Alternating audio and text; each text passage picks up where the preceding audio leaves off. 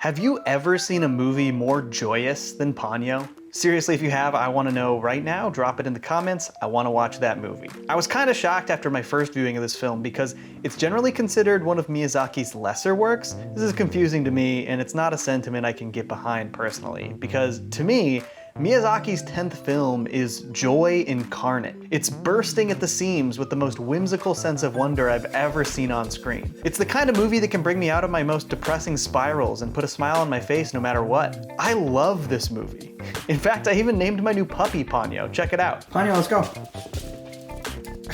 But to those people who aren't quite as into Ponyo as I am, I ask you this one question. Have you considered that Ponyo loves ham? Ponyo loves ham. This has kind of become a bit of a meme. It's like a rallying cry for fans of the movie.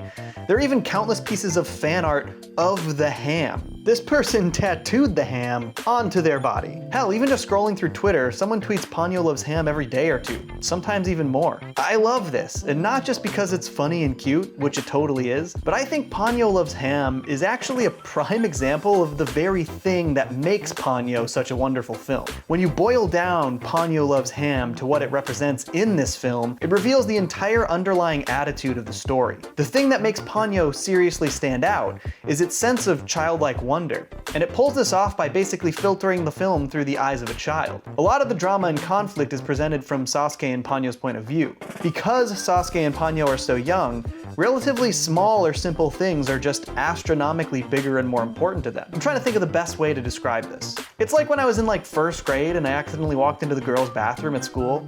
Obviously, a mistake this small is actually completely inconsequential, but to 6-year-old Johnny, the world was over, especially after those older kids laughed at me. I was such a mess about it that I confessed to my mom that night like I had committed some sort of crime. She was like, "I'm sorry you were embarrassed, bud, but it doesn't really matter, you're fine." To young me, the rule was you don't go in the girls' bathroom or else you get in trouble. That's all I understood at that age. Generally, kids get the basics, but they aren't necessarily focused on the details. Their world is small, so regular things seem very big. That's sort of how this movie presents, well, everything. On a literal level, the kids are constantly discovering and experiencing new things that completely light up their imagination. But beyond that, the film also puts the audience in a position where things are new and wondrous. It's sort of emulating that childlike point of view by presenting ideas that are bigger than our reality, but not really providing us with the details of how they function. The hows and whys are inconsequential. Alright, let me explain. Early in the film, Sasuke discovers Ponyo. This kid finds a cute little fish thing, and that becomes the absolute center of his world the moment it happens. All of his actions that day revolve around his new friend Ponyo. He doesn't know where she came from or what she is, but he loves her. The details are unimportant, it's the big picture. Sasuke loves Ponyo. Ponyo is now in a world that is 100% new to her, and therefore, literally everything is completely mind-blowing. It's like seeing an alien society. When they're at Sasuke's house, Ponyo keeps discovering new things, and she hangs on to every single one of them, refusing to put them down. For at least a moment, her world revolves around these new and exciting things. For the audience, the alien society we're presented with is this underwater ocean world. It's filled with beauty and magic, and we're given the very basics of how they operate, but none of the details. This places the audience in that same mindset that Ponyo finds herself in when exploring the surface. Everything is magical and wondrous, even if we don't know how or why they work the way they do. Let's compare a couple scenes that showcase this. Lisa makes Ponyo and Sasuke some delicious tea with honey. From Ponyo's perspective, she sees Lisa concoct some sort of magical potion. She dips this glowing yellow goo into the steamy mug of liquid, mixes it up, and voila, an incredible, delicious treat. This is magical and mind-blowing to Ponyo, but she doesn't understand how or why. She knows that the yellow goo mixed with the steamy liquid makes a tasty drink,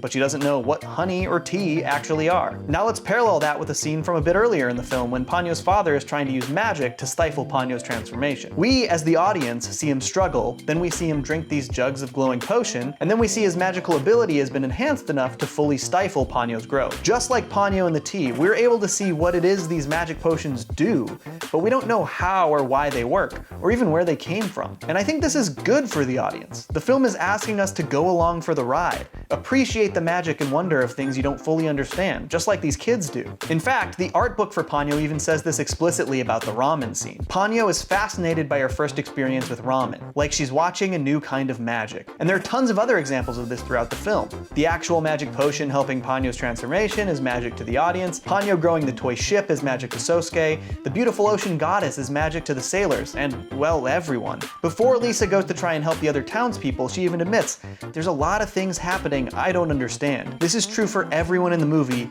and for the audience. Everything in the film is presented through this lens of wonder. There are all of these layers that various characters in the audience can't fully comprehend and therefore find wondrous and magical. And one of those magical things is ham. Hear me out.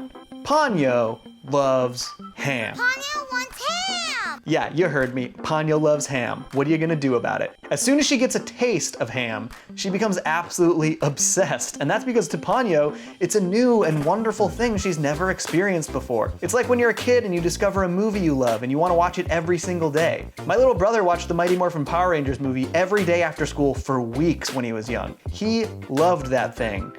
At least until I made him smash the videotape with a baseball bat because I was a real piece of garbage. Still feel really bad about that, sorry bud. Teenagers. But man, does Ponyo love ham. And that complete and utter obsession stems from a sense of wonder for new and exciting things. And that's what this entire film is about. Ponyo is a great film because Ponyo loves ham. Ponyo and the other characters in the film take a chance by allowing that sense of wonder to infiltrate their lives. They embrace the unknown, and their lives are enriched because of it. Now that I think about it, even my puppy Ponyo kind of has this attitude. Ponyo wants ham! Everything's new and exciting to a puppy. Look how happy she is. And you know what? Ponyo is a movie that makes me happy. Look at this animation. This was the last ever fully 2D animated Studio Ghibli film, and it is immaculate.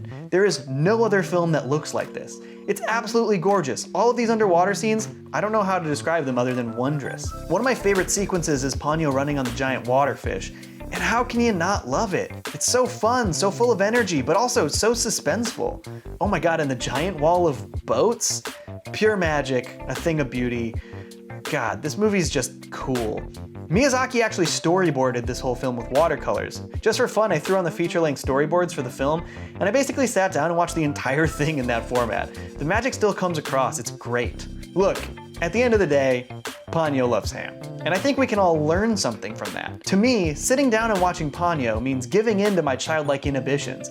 It means allowing that sense of wonder to wash over me, like the ocean washes over this sleepy little town. And I think if you're willing to let Ponyo take you on that journey, you won't be disappointed. So the next time somebody tells you that they don't like Ponyo, just tell them one thing.